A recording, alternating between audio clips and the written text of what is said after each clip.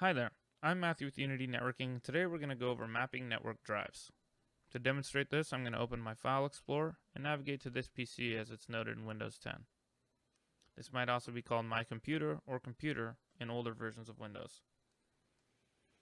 Now, when you map a network drive, what you're doing is essentially creating a shortcut so that the drive or files or folders that are somewhere else through the network in a network location will appear right here with all of your local drives.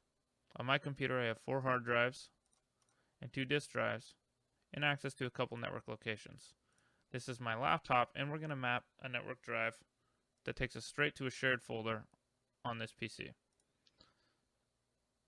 So in Windows 10, you want to make sure that this drop-down menu is pulled down and that you're under the Computer tab so that you have access to this button right here, Map Network Drive. In other versions of Windows, it will be here in another form one way or another, but this is what you're looking for right here. Map Network Drive. When we click it, we get the options. Now, first of all, when we create this drive, we're going to have to give it a drive letter, just like these other drives have. We're going to give it S because I know the folder is called Share, and it's easy for me to remember that that's what it's named for. And we're going to browse to it right here. Now, when you browse, you have access to local shares and network shares, but nothing else. I can't browse to any folder that I want on this PC, only the ones that have been directly shared to me that I have permission to access.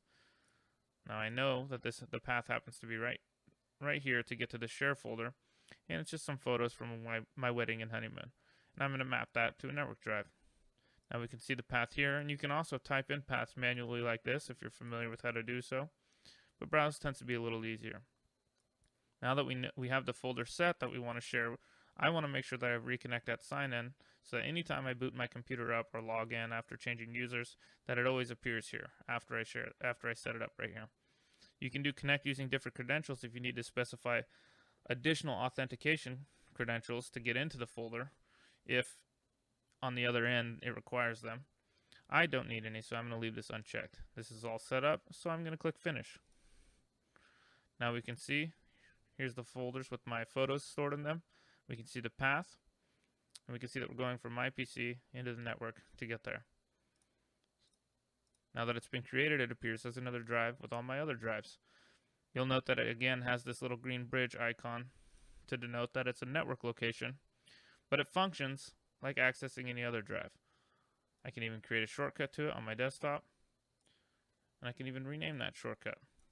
This makes it very convenient if you have a file server that has files or folders you need to access in your work environment. You can just click it and access them. That's pretty much all there is to it. Now you can always do more powerful and more advanced things with any sort of network configurations and sharing and permissions and all of that jazz, but this is the basics of how to map a network drive. Hopefully that helps you, and if you have any questions, feel free to comment below. Thank you.